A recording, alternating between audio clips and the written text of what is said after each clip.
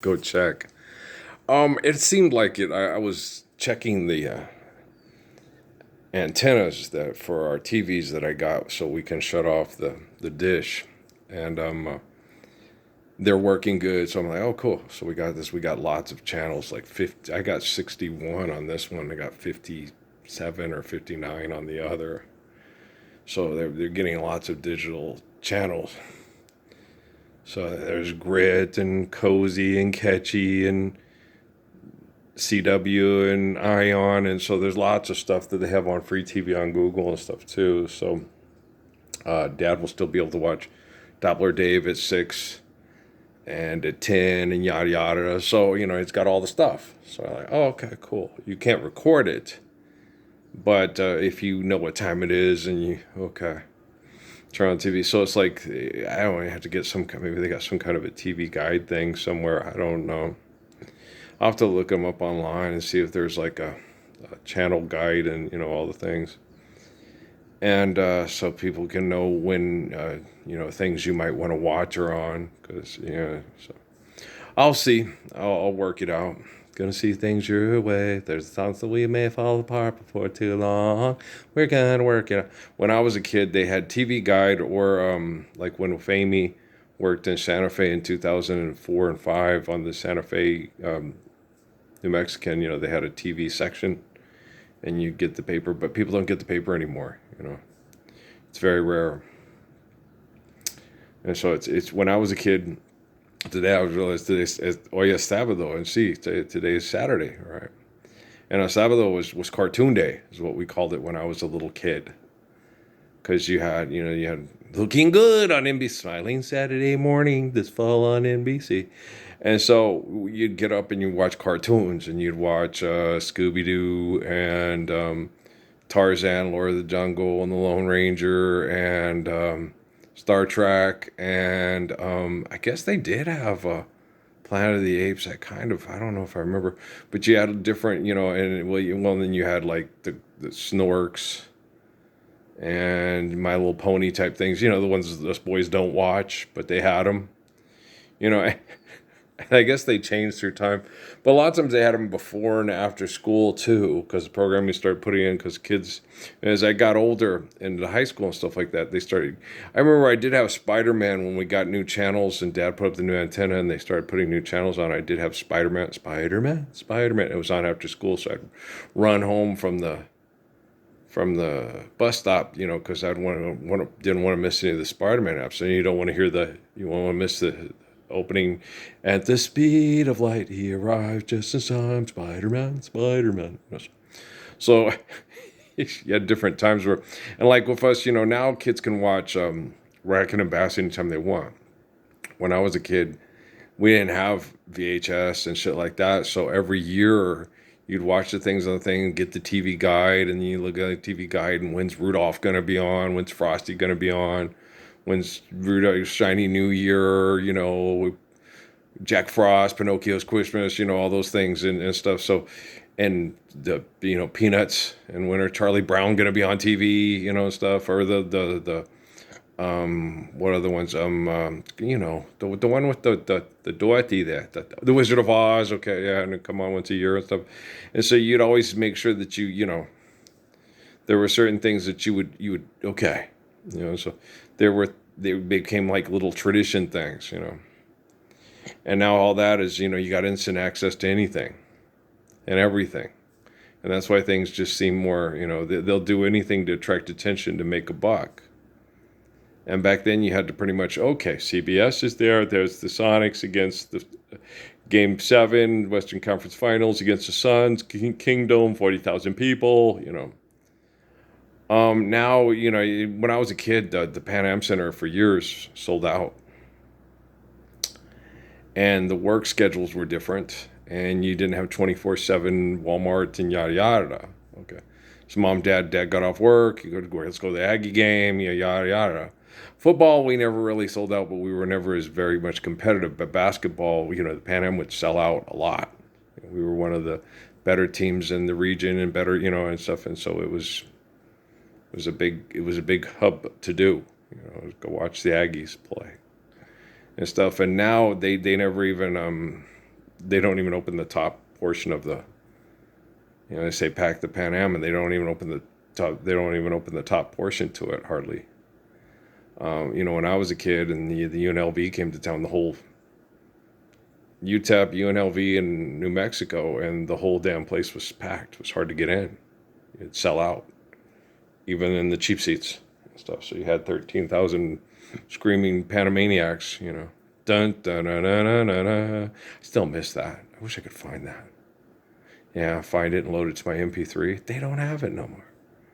That was like the best song. It was back in the 1970s and 80s. They made us stop doing it because the band would play that until the other team scored. Sometimes you'd go 10 minutes and the band would be playing dum doo doo doo doo doo da da da na na na na na na. And it was the kids used to do it. They used to mouth it, but all they did was but the real jazz version of the song, okay, was a hellified lot better than what the kids hummed. Okay, it's just because it was a jazz tune.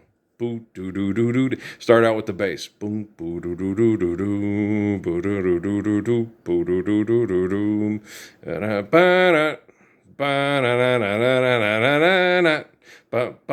then it would kick in and do another. So it wasn't just. That's what the kids used to do, but it was a jazz tune. It was really good, and the players liked it too, because most basketball players come from cultures that jazz is a very big part of their culture, and Miles Davis, Charlie Parker, John Coltrane, Dizzy Gillespie, the guys that Maynard G. Krebs listens to on Dobie Gillis, right? Dobie wants a girl that's dreamy. Dobie wants a girl. Yeah, Bob used to always say, "They're early." I'd laugh. I was like, stupid, because that's how we met. Was I watched Nick at Night, and he's Bob Cummins. And smile. I would always look at him and go, "Smile. I think you're gonna like this picture. Shut up."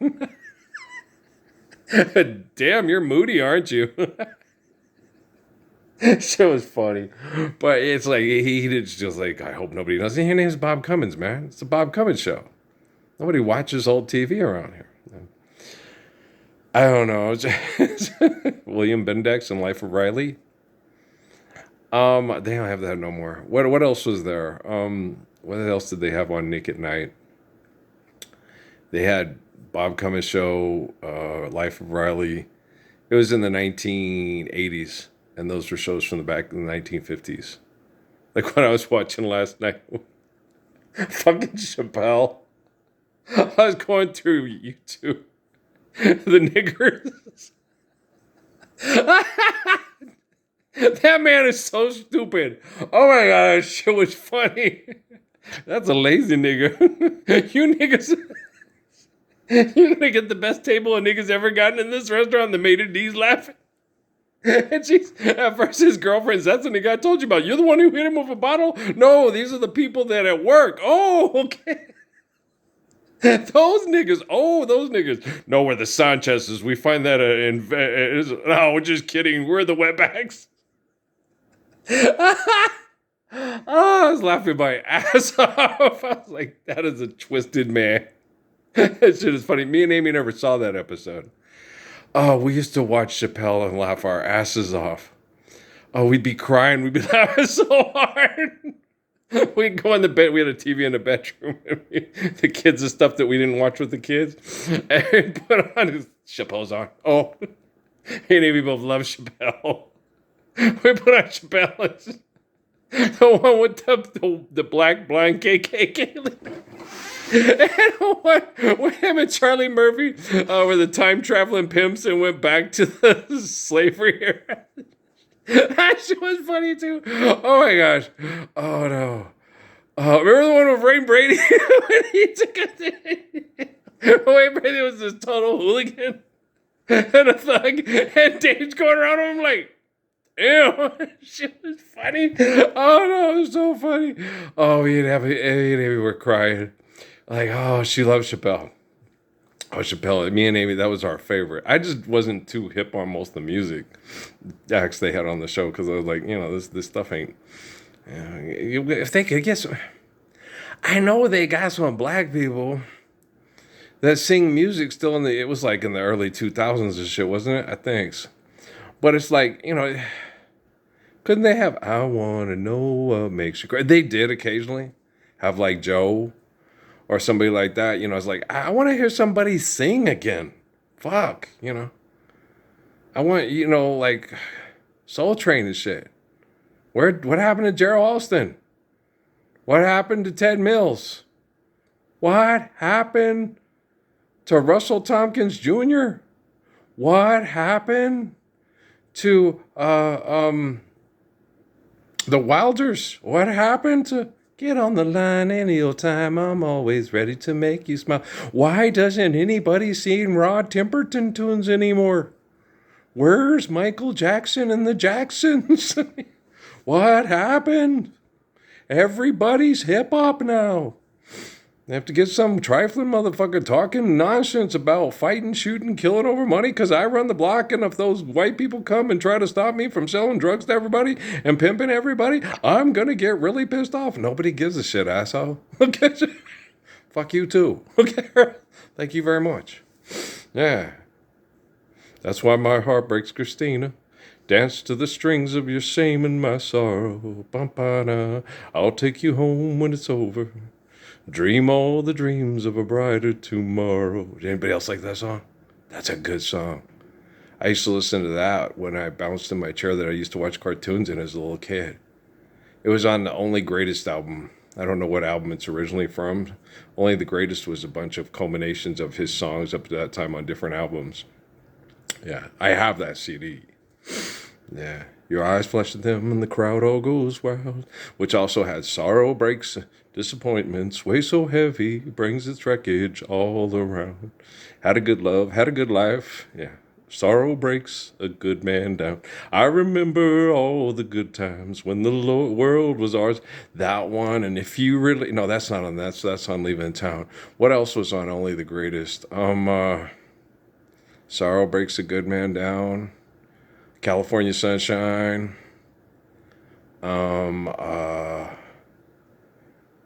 Wave goodbye to me and I'll be leaving. Walk me to the door and say so long. No use talking anymore, saying things I heard before. That's a good one, right?